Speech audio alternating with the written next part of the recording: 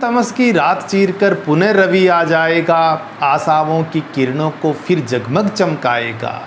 फिर होंगे गुलजार वीराने, मौसम पतझड़ के बीतेंगे, नई कोंपले फूटेंगी और सावन रिमझिम कर बरसेंगे। नमस्कार साथियों, मैं हूं आर के बेनीवाल और आप देख रहे हैं स्थापना डिफेंस एकेडमी सरदार सर का अपना यूट्यूब चैनल स्थापना डिफेंस। साथियों, मैंने 4 साल के 5 साल के इस आर्मी की टीचिंग से अनुभव लेकर के लगभग 300 बच्चों का सिलेक्शन देकर जो अनुभव मैंने लिया है, मैं उसी अनुभव को शेयर करने के लिए आपके पास लाइव आया हूं। ये पहला यूट्यूब लाइव है और यहाँ पर आपको वो सभी बातें मिलेंगी जो एक प्रतियोगी को चाहिए। एक पेपर में बैठने वाले बच्चे को किन बातों का ध्यान रखना चाहिए कि उसे मंजिल मिले, क्योंकि ज़िंदगी में अवसर बार बार नहीं मिलते। आपने मुश्किल से दौड़ पार की, बहुत मुश्किल से आपका मेडिकल क्लियर हुआ, अब आपकी एग्ज़ाम की बारी है और यदि एग्ज़ाम का पेपर फाइट नहीं कर पाते, विशेष रूप से वो पेपर जो ज़्यादा टफ नहीं था, वो पेपर जिसके सवाल आपको आ रहे हैं फिर भी आप उस पेपर को क्लियर नहीं कर पाते, तो मेरा ये वीडियो ज़रूर ध्यान से देखिए। मैं हमेशा कहता हूँ कि किसी भी युद्ध को जीतने के लिए युद्ध की तैयारी और उसकी रणनीति दो बहुत ज़रूरी है। किसी भी एग्ज़ाम के पेपर को फाइट करने के लिए बच्चों 2 बातों का ध्यान रखना हमेशा।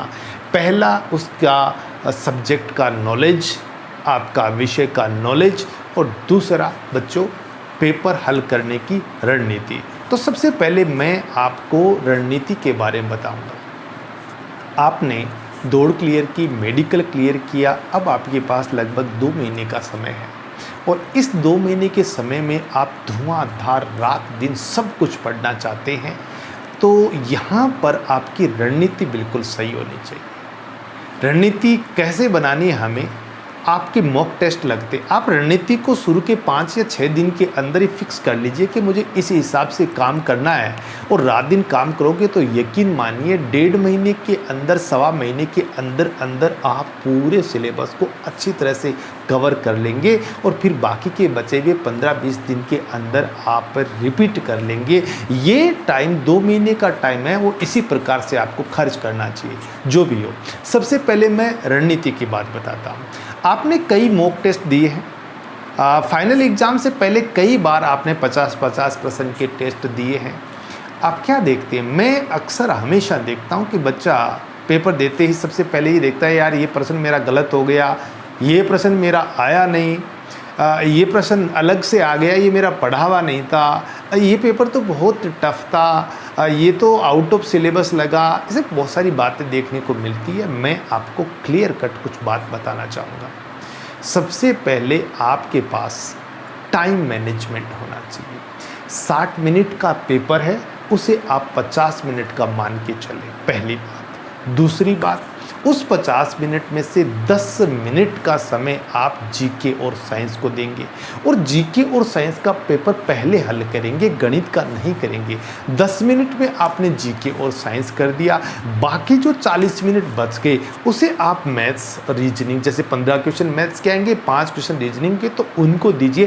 फर्स्ट जो चीज़ है वो टाइम मैनेजमेंट की। दूसरी बात है आपका माइंडसेट। कई बार पेपर हल या पेपर आसान या टफ देख करके बच्चे इस बात का अंदाज़ लगाना लग जाते हैं कि इस पेपर में हमें कितने सवाल करने चाहिए।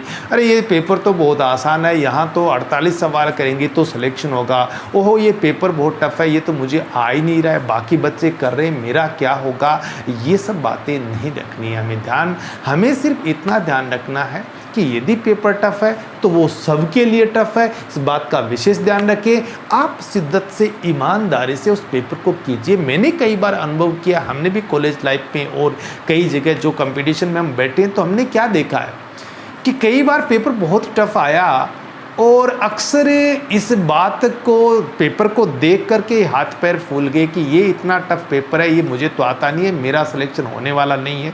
और जब हम एग्ज़ाम से बाहर निकलते हैं तो क्या देखते हैं कि हर बच्चा यही बात कह रहा है कि ये 10 प्रश्न थे, उसमें से मैं 2 ही कर पाया, मैं 3 ही कर पाया, मैं 5 ही कर पाया। इसलिए पहली गलती ये ना करें कि पेपर टफ देखते ही आप हाथ पैर फुलाकर बैठ जाएं, आप ये सोचकर बैठ जाएं कि इसमें मेरा सिलेक्शन नहीं होगा। ऐसा नहीं होगा। अभी भी रिलेशन भर्ती के पेपर हुए हैं, काफ़ी मुश्किल पेपर थे। आर्मी जीडी के 20-22 प्रश्न वाले बच्चे का भी सिलेक्शन हो गया, तो कई बार 48 वाले का भी सिलेक्शन नहीं होता। तो मेरिट पहले से डिसाइडेड नहीं होती है। कई बार फ़ोन आता है, सर कितने सवाल सही होने चाहिए, कितने सवाल गलत होने चाहिए, इससे सिलेक्शन हो जाए। मैटर ये इस पर निर्भर करता है कि पेपर का लेवल क्या है। आप अपनी तैयारी पे विश्वास रखें। जिस दिन आप परीक्षा देने जा रहे हैं उस दिन आपने आपको एक मजबूत योद्धा मान करके जाएं कि मैंने रात दिन मेहनत की है और मैंने जितनी मेहनत की है शायद बाकी लोगों ने इतनी मेहनत नहीं की है, इसलिए मेरा सिलेक्शन कोई नहीं रोक सकता और आपका सिलेक्शन कोई नहीं रोकेगा यदि आप सही तरीके से पेपर हल कर रहे हैं। पहले आप टाइम का मैनेजमेंट करें। दूसरी, इस बात पे बिल्कुल ध्यान नहीं दें कि इस पेपर में मुझे कितने प्रश्न करने, भैया जितने आने उतने करने। और तीसरा, आपको नेगेटिव नहीं करने हैं। आपको मैंने कहा नेगेटिव नहीं करने, आप ऐसा करेंगे तो भी 1-2 प्रश्न नेगेटिव हो जाएगा। इसीलिए हम लोग आपके मॉक टेस्ट लेते हैं। पर मैंने बताया पेपर से आपके जो एग्ज़ाम से पहले कोचिंग संस्थाओं में आपसे पेपर लिए जाते, इनका उद्देश्य कई होते हैं। आप सिर्फ एक उद्देश्य देखते हो उसका, क्या कि मुझे कितने सवाल आते हैं। हम अरे भाई ये बात नहीं है, आपको कितने आते वो तो आपको देखना ही देखना है। पर क्या आपने 50 मिनट के अंदर उस पेपर को करने की कोशिश की और इस बार कोशिश नहीं कर पाए तो अगली बार कीजिए, अगली बार कीजिए। पर अपने आप को इस प्रकार सेट कीजिए कि 50 मिनट में आप पेपर हल कर पाए। क्या आपने ये कोशिश की कि मैं नेगेटिव नहीं करूंगा? एक बार आपसे नेगेटिव हो गए, 2 बार हो गए, तीसरी बार मत करें। इस प्रकार अपने आप को परीक्षा से पहले उस ढांचे में ढाल लीजिएगा। एक ढांचा बन जाता है, एक पैटर्न बन जाता है। आप हर बार एग्ज़ाम देते हैं, आप हर बार नेगेटिव क्वेश्चन, जैसे मैं परीक्षा से पहले परीक्षा की बात कर रहा हूँ, जो कोचिंग संस्थाओं में लिए जाते हैं कि 7 दिन, हर 7 दिन बाद, हर 4 दिन बाद आपकी परीक्षा होती है। आपकी हर बार परीक्षा हम लेते हैं, हर बार आप नेगेटिव करके आ जाते हैं, हर बार आप टाइम हो जाता है, फिर भी आपसे कॉपी छीननी पड़ती है। तो इसका मतलब आप वो सही काम नहीं कर रहे हैं जिससे सिलेक्शन होता है। आपकी रणनीति सही नहीं है। कुछ भी हो, 50-52 मिनट हुआ, पेपर हल करना है। कुछ भी हो, नेगेटिव हमें नहीं करना है। कुछ भी हो, कैसा भी हो, बिल्कुल कंसंट्रेट होकर के और हमें सवालों को हल करना है। और सबसे पहले गणित या रीजनिंग का पेपर लेके मत बैठ जाना भाइयों। सबसे पहले आप विज्ञान और जीके के लगभग जो 20 प्रश्न होते हैं उनको 10 मिनट 8 मिनट में निपटा दीजिए।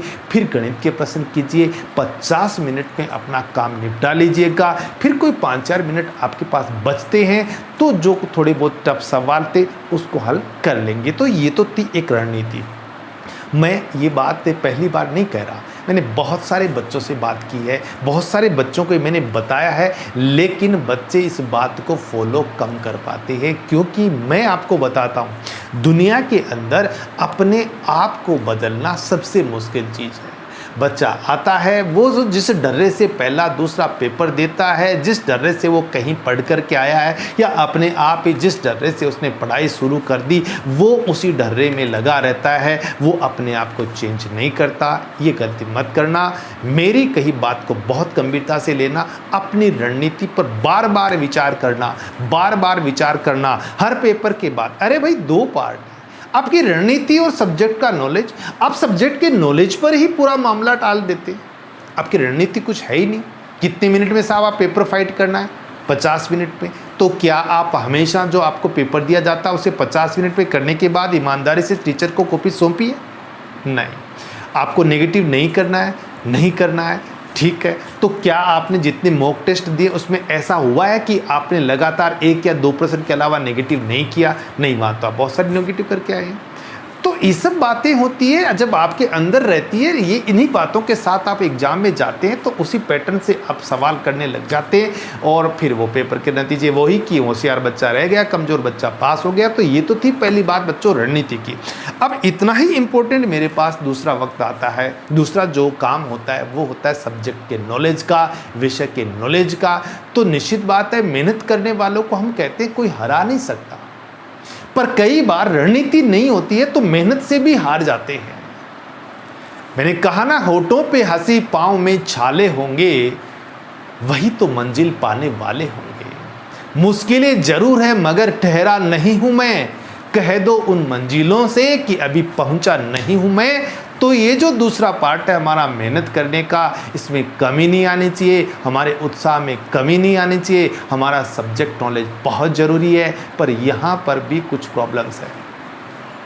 3 विषय हैं, गणित, विज्ञान, जीके, 5-4 सवाल रीजनिंग के मान लो, एक सवाल कंप्यूटर से संबंधित मान लीजिएगा, एक सवाल कभी कभार करंट जीके का आ जाता है। आर्मी का बच्चा, विशेष रूप से जीडी का बच्चा, गणित 15 प्रश्न, बस इस गणित का वो होवा पाले बैठा रहता है। और ये हुआ ऐसा है कि गणित की वजह से आप इस साल पेपर में रह गए, और गणित की वजह से अगली साल पेपर में रह गए, और फिर अगले साल पेपर में रह गए। और कारण क्या रहा? गणित, और दर दर की ठोकरें खाते घूम रहे, सर गणित नहीं आती, कोई गणित मुझे ये पढ़ा दो, कोई गणित मुझे वो पढ़ा दो। आप गलती करते हैं। या तो सबसे पहले आपको जहाँ से आपने पढ़ा है उस सिस्टम में कोई कमी थी कि आप गणित को गलत रास्ते पे ले गए। यदि सही तरीके से सिस्टम से आर्मी जीडी की 1.5 महीने गणित पढ़ रहे, रोजाना कितनी घंटे क्लास गणित की? 3 घंटे क्लास, डेली 3 घंटे क्लास लेकर के, मैं समझता हूँ कि जैसे आप मेडिकल फिजिकल फिट होते हो, उसके बाद कोचिंग संस्थाओं में और क्लासेज चलती है तो 3-4 घंटे तो गणित डेली पढ़ाते ही हैं। तो 3 से 4 घंटे मान लीजिए डेली आप क्लास लेते हैं, और 1.5 महीने क्लास लेते हैं, और एक सही टीचर से उसके गाइडेंस में आप क्लास लेते हैं, तो मुझे नहीं लगता कि गणित की प्रॉब्लम है। गणित को मैं 3 पार्ट में बांटता हूँ बच्चों, ध्यान से देखना। पहला बेसिक गणित है, दूसरी अंक गणित है, और तीसरी आधुनिक गणित है। ये यहाँ जो मैंने कहा ना, गणित का पहला पार्ट है बेसिक गणित, तो इस पार्ट को आप बहुत जल्दी कंप्लीट कर जाते हैं और सीधे आप अंक गणित पे उतर जाते हैं, और वहाँ पर ट्रिक्स पर ट्रिक्स सवालों को किए जा रहे हैं, उल्टे सुलटे, ऑप्शन विधि, एक्स विधि, ट्रिक्स विधि, दूसरी विधि। और दूसरे अधिकतर पार्ट टाइम आप बच्चा क्या करता है, इस अंक गणित में ख़त्म कर देता है। कहाँ से कहाँ, लैसे पे मैसे पे से शुरू करके और रेलगाड़ी, समय कार्य, चक्रवर्ती ब्याज, साधारण ब्याज तक ये जो पार्ट है वो में लगा देता है। और फिर तीसरा पार्ट त्रिकोणमिति, तो उसके पास तो जाता ही नहीं है, वो उसे याद नहीं होती है, उसके सवाल नहीं आते उसे। क्षेत्रमिति, आयतनमिति, वो 40 सूत्र होते हैं। क्षेत्रमिति आयतन मिति में घुसते ही 40 से 35 फॉर्मूला होते हैं, सूत्र होते हैं, वो आपको याद नहीं होते। और इस भागम भाग में, कौन सी भागम भाग? 1.5-2 महीने की मेडिकल फिजिकल फिट होने के लेकर के पेपर तक का जो 1.5-2 महीने का मान लीजिए का जो भागम भाग है, इस भागम भाग में बच्चा जनरली कहाँ पर केंद्रित रहता है? उन्हीं सवालों पर केंद्रित रहता है जिसमें उसे दिमाग नहीं लगाना पड़े, जिन सवालों में उसे बेसिक नॉलेज की ज़रूरत नहीं हो, जो ट्रिक्स से, फॉर्मूला से, सूत्र से उत्तर निकलते रहते हैं, उन्हीं पर घूमता रहता है। और फाइनल क्या हुआ? मोबाइल पे मैसेज मिलता है कि आप उत्तीर्ण हैं, लेकिन आपका नाम चयन सूची में नहीं है। इसके लिए आप जिम्मेदार हैं। आप ध्यान से सुने मेरी बात। मैंने कहा बेसिक गणित, पहली प्रश्नावली चलिए वर्गमूल घनमूल की मान लेते हैं, दूसरी सरलीकरण या बोर्ड मास की मान लेते हैं, तीसरी संख्या पद्धति, चौथी घातांक, 5वीं बीज गणित। ये जो 5 प्रश्नावली है, इनके अंदर आप चालाकी नहीं करेंगे, नहीं कर सकते। टीचर्स या यूँ मान लें कि ये जो पार्ट है, ये पार्ट थोड़ा सा बोरिंग सा लगता है, ये ज़्यादा लुभावना आकर्षक पार्ट नहीं है। इसमें ट्रिक्स वगैरह काम नहीं आती है। ये थोड़ा बोरिंग लगता है और अक्सर देखा जाता है कि किसी भी सिस्टम में इस पार्ट को थोड़ा जल्दी से निपटा दिया जाता है और जो लास्ट का पार्ट है त्रिकोणमिति, क्षेत्रमिति, आयतनमिति को वो तो लगभग छोड़ ही दिया जाता है कि भी इसको करने की कोशिश करो, इसको सूत्र सूत्र याद कर लो और कुछ नहीं होता तो, और लगभग 80% जो समय होता है वो अंक गणित के आसपास घूमता रहता है। यही नुकसान होता है। इसलिए मैंने कहा बेसिक गणित को बहुत अच्छे से कर लेना। मैंने प्रश्नावलियों का क्रम बताया, उन्हें याद कर लेना। और इससे पहले भी यदि आपको 1 से 20 तक पहाड़े नहीं आते तो आप किस गणित की बात कर रहे हैं। आर्मी का पेपर कोई बहुत आसान पेपर नहीं आता, आजकल लेवल का पेपर आता है। आपने रणनीति से तैयारी करनी है। गणित शुरू करने से पहले 1 से 20 तक पहाड़े, भैया जिस दिन कोचिंग जा रहे हो उसके 2 दिन पहले, 1 दिन पहले, 4 दिन पहले एक बात जरूर तैयार करके चलो कि मैं संस्था में जा रहा हूँ। क्या आप संस्था में पहाड़े सीखने के लिए आ रहे हैं? 1 से 20 तक पहाड़े हमें वहाँ सिखाए जाएंगे। क्या आप संस्था में 1 से 20 तक संख्याओं के वर्ग सीखने आ रहे हैं? 1 का वर्ग 1, 2 का वर्ग 4, 15 का वर्ग 225, 16 का वर्ग 256 ये सीखने आ रहे हैं? क्या आप संस्था में घन सीखने आ रहे हैं? 1 का घन 1, 2 का घन 8, 3 का घन 27? ये आपका काम है। ये किसी भी संस्था में एंटर करने से, किसी टीचर में जाने से पहले आप सीख करके आएँ। आप 1 से 20 तक पहाड़े, 1 से 20 तक वर्ग संख्या, 1 से 10 तक घन संख्या, इसके अलावा सही बट्टे की जोड़। सही बट्टे की जोड़ मान सकता हूँ आपको घर पर नहीं सीख पाए तो सही बट्टे की जोड़ को अच्छी तरह क्लियर करें। कोई भी बच्चा बता देगा यार, थोड़ा ठीक बच्चा हो, टीचर हो, अपना पड़ोसी हो, कहीं से बट्टे की जोड़, भाग में विशेष रूप से टूटने वाला भाग जहाँ शून्य लगता है, जिसे कहते हैं भाग टूटे के शून्य लग गई। ये बेसिक बातें आप करके और फिर क्लास में बैठे। बिना रणनीति आप करते हैं, हर साल मार खाओगे, हर साल असफलता पाओगे, गणित का रोना रोते जाओगे और रास्ता सही आपने पकड़ा नहीं। तो पहले ये काम कर लेना, उसके बाद ये चारों प्रश्नावली जो टीचर जो आपको करवा रहा है बहुत गंभीरता से करना, बहुत अच्छे से करना। में जल्दबाजी मत करना। रात को 2 घंटे कम सो जाना। सुबह मान लीजिए रविवार को क्लास नहीं होती है तो पूरे 8 घंटे, 10 घंटे, 12 घंटे आप इसमें लगाने पड़े। पर ये जो 4-5 प्रश्नावली का काम है, मेरा ये मानना है कि ये लगभग 15 दिन का काम है।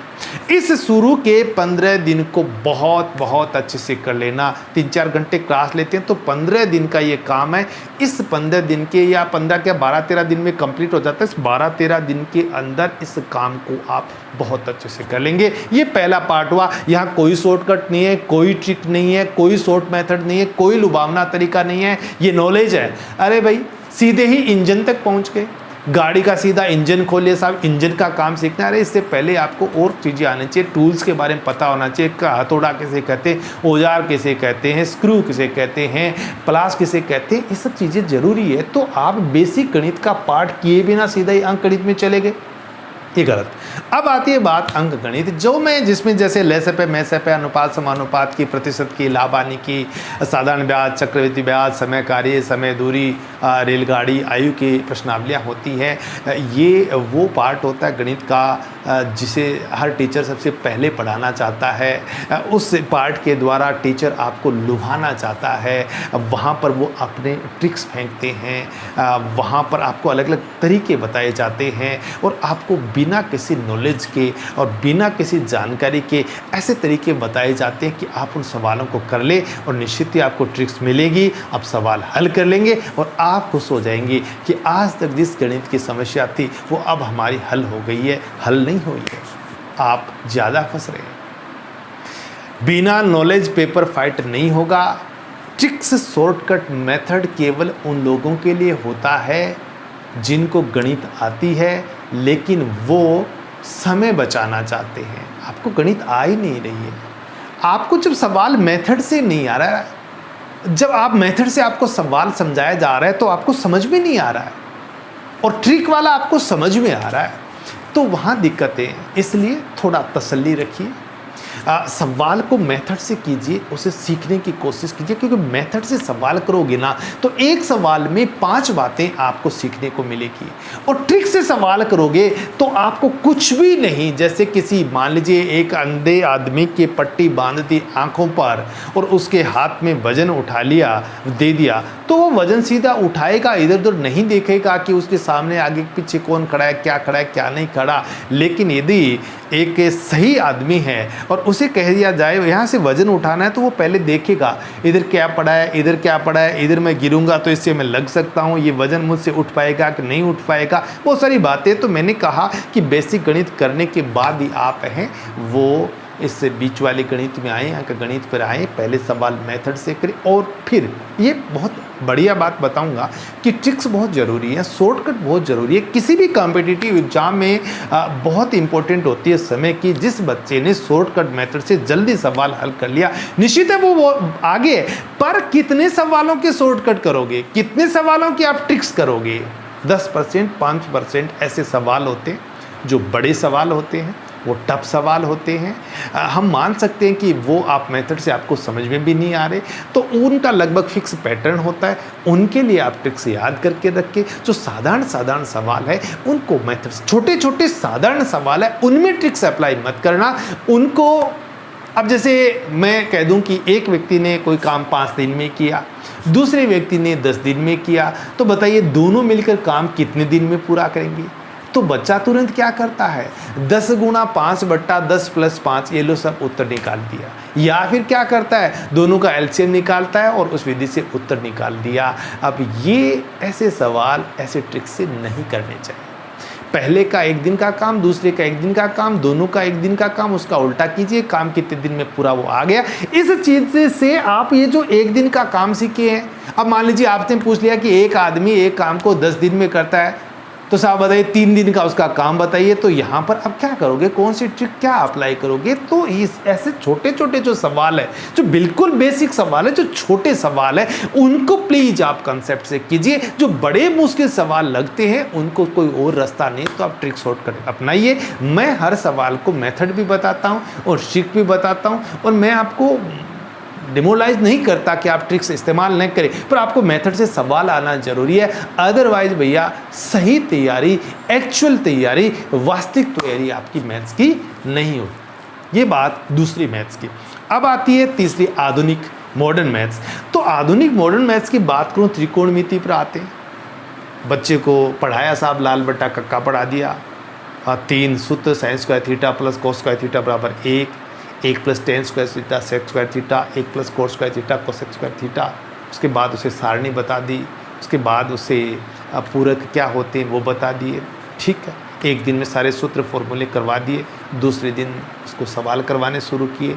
बच्चा पहला ही सवाल करने लगा और आ गया साहब ये सवाल नहीं आता। सवाल क्या है, sin square theta plus cos square theta बट्टा 2 का मान बताइए। सर ये सवाल तो नहीं आता। इसका कारण क्या है? आप लोग क्या करते हैं? ठीक है, क्लास में जो पढ़ाया आपको, टीचर्स ने जो पढ़ाया, किसी बुक में पढ़ाया, तो आप क्या उनको पढ़ लिया और सीधे ही आप फाइनल स्टेज पर आ जाते हैं, हाँ भाई सवाल शुरू करो। अरे भाई, त्रिकोणमिति जैसे टॉपिक होते हैं, ये ऐसे हल्के टॉपिक नहीं है। सवाल इनसे आसान आते हैं, पर थोड़ा समझना इनको कठिन होता है।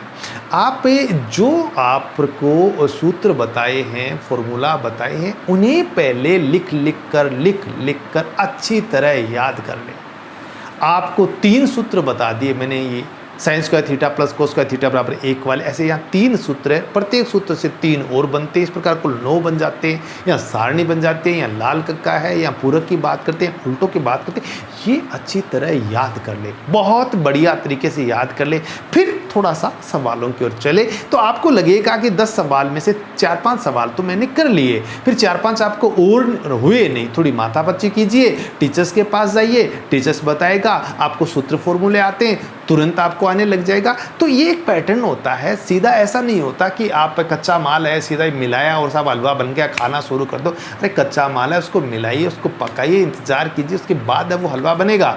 तो वो जो कच्चा माल आपको दिया है, जो सूत्र फॉर्मूले हमने याद करने के लिए बताए, उनको पहले अच्छी तरह से क्लियर कर ले, याद कर ले। त्रिकोणमिति में तो बहुत इंपॉर्टेंट है, यदि आपको सूत्र फॉर्मूले नहीं है तो बेकार आपका टाइम खराब करना किसी सवाल को हल करने का। क्षेत्रमिति, आयतनमिति, क्षेत्रमिति आयतनमिति है 30-32 सूत्र होते हैं। ये जिनको फॉर्मूला आते हैं उनके लिए क्षेत्रमिति आयतनमिति बहुत आसान काम है। आप एक काम करें, त्रिभुज है, चतुर्भुज है, वर्ग है, ये इसके अलावा बेलन है, शंकु है, घन है, ये क्षेत्रमिति आयतनमिति में ये आकृति आती है। हल्का हल्का प्रत्येक आकृति के बारे में नॉलेज रखें कि वर्ग क्या होता है, त्रिभुज क्या होता है, चतुर्भुज क्या होता है, घन क्या होता है, शंकु क्या है, और फिर उनके सूत्र, इसका पृष्ठ का सतह का क्षेत्रफल क्या है, इसका आयतन का क्षेत्रफल क्या है, ये चीज़ें आप याद करें। 2 दिन, 4 दिन, 5 दिन आपको लगे, अच्छी तरह से इनको याद कर लिया, फिर आप फॉर्मूला करें, फिर आप सवाल करें। आप सवाल करेंगे, आपको सवाल में सूत्र की जरूरत पड़ेगी, सूत्र आपको याद है तो आपका कॉन्फिडेंस डबल हो जाएगा। अब सवाल करवा रहे हैं साहब, समूह पृष्ठ क्षेत्रफल का सवाल है, ये सूत्र निकालना है, आप सूत्र आपको याद नहीं, उधर पीछे से पढ़ना पड़े, ये सूत्र है, सूत्र को देख के यहाँ लिखा, उससे सवाल किया। इस तरह से आप नहीं करना है। आपको जो काम करने के लिए दिया जाता है उसे पहले कंप्लीट करें, उसके बाद आए। तो ये बात थी बच्चों मेरी मैथ्स की, ठीक है। अब मैं थोड़ी सी बात आपको और बताऊँगा, वीडियो ज़्यादा लंबा न हो जाए। बात थोड़ी सी मैं जीके की करूँगा। मैंने कहा कि मैं तीनों विषय पढ़ाता हूँ, मेरे पास काफ़ी अच्छा इसका अनुभव है। मैंने लगभग जो 300 बच्चों का सिलेक्शन 4 साल से मेरे हाथों से हुआ है, उन्होंने मुझे बहुत कुछ सिखाया और मेरी एक प्रगाढ़ इच्छा थी कि मेरे अनुभव आपके साथ शेयर करूं और इस तरह लाइव आकर के मुझे आपसे ये बातें शेयर करने का मौका मिला।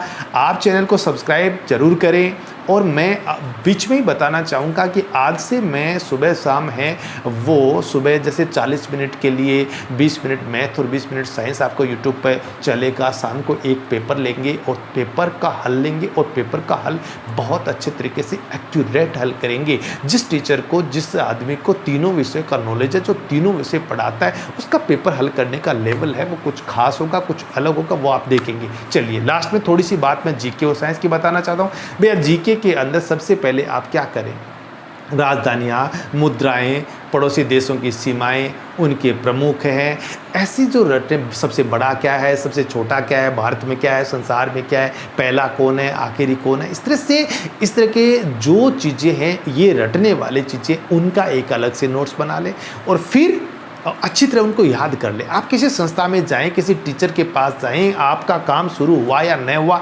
आप इस बात को पहले से जहां कहीं भी है ये ध्यान रखें कि ये एक कॉपी में आप इनको लिख लें। आप अच्छे नोट्स किसी संस्था के हो सकते हैं, बाज़ार के अंदर जो बुक्स मिलती है उनमें हो सकते हैं, मेरे यहाँ डायरेक्ट संपर्क में आता है तो मैं सामग्री ये उपलब्ध करवाता हूँ, क्लास में मेरा काम चलता ही रहता है। तो एक कॉपी इनकी बना ले, इनको याद कर ले, इनमें कोई नो इफ बट कुछ भी नहीं, इन्हें रट ले, याद कर ले। ये जरूर याद कर लेना कि कोई चीज़ गलत याद न हो जाए। जैसे पड़ोसी देशों के प्रमुख है, किसी देश की राजधानी, मुद्रा कभी कभार चेंज हो जाती है, इसका थोड़ा सा ध्यान रखना होता है। और दूसरा पार्ट जो जीके का आता है उसमें आप थोड़ी हिस्ट्री ले लीजिएगा। तो किसी भी इंडिया जीके की एक साधारण किताब से आप हिस्ट्री के अच्छे से नोट्स बना लीजिएगा, आप संविधान के नोट्स बना लीजिएगा, आप ज्योग्राफी के नोट्स बना लीजिएगा। इस तरह से आपने ये नोट्स बना लिए, इसलिए मोटा मोटा आपके पास नोट्स बन के इनको पढ़िए, इनको अच्छी तरह याद कीजिए। इनमें जो कमियां होगी ना, आपके नोट्स में कुछ कमियां रहेंगी। जैसे आप मान लीजिए वो बुक्स है, वो किस लेखक की है, क्या है, वो कितना कवर कर रही है, हो सकता है वो ज़्यादा कवर कर रही हो, मैटर कम कर रही हो,